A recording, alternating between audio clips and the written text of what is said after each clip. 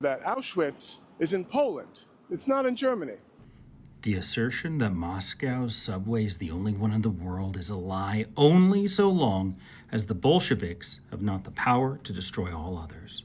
In other words, the method of infallible prediction, more than any other totalitarian propaganda device, betrays its ultimate goal of world conquest, since only in a world completely under his control could the totalitarian ruler possibly realize all his lies and make true all his prophecies.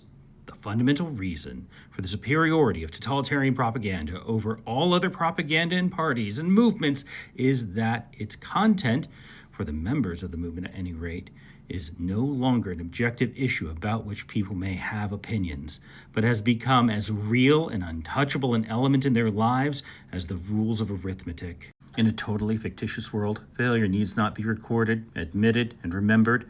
Factuality itself depends for its continued existence upon the existence of the non-totalitarian world. The topmost layer in the organization of totalitarian movements is the intimate circle around the leader, which can be a changing clique of men who do not necessarily hold office. To them, ideological cliches are mere devices to organize the masses, and they feel no compunction about changing them according to the needs of circumstances.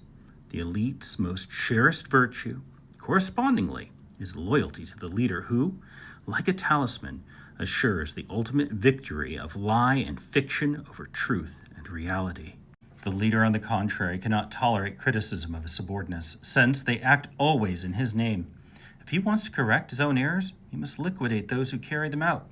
For within this organizational framework, a mistake can only be fraud, the impersonation of the leader by an impostor. Since the leader has monopolized the right and possibility of explanation, he appears to the outside world as the only person who knows what he's doing. That is, the only representative of the movement with whom one may still talk in non-totalitarian terms, and who, if reproached or opposed, cannot say, "Don't ask me, ask the leader." But, being in the center of the movement, the leader can act as though he were above it. It is therefore perfectly understandable and perfectly futile for outsiders to set their hopes time and again on personal talk with the leader himself when they have to deal with totalitarian movements or governments. The real mystery of the totalitarian leader resides in an organization which makes it possible for him to assume total responsibility for all crimes committed by elite formations of the movement and to claim at the same time the honest, innocent respectability of its most naive fellow traveler.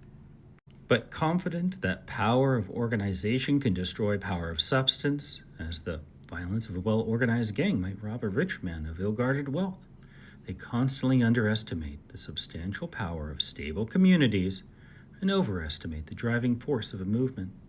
Since, moreover, they do not actually believe in the factual existence of a world conspiracy against them, but use it only as an organizational device, they fail to understand that their own conspiracy may eventually provoke the whole world into uniting against them. Hannah Arendt, The Origins of Totalitarianism, 1951.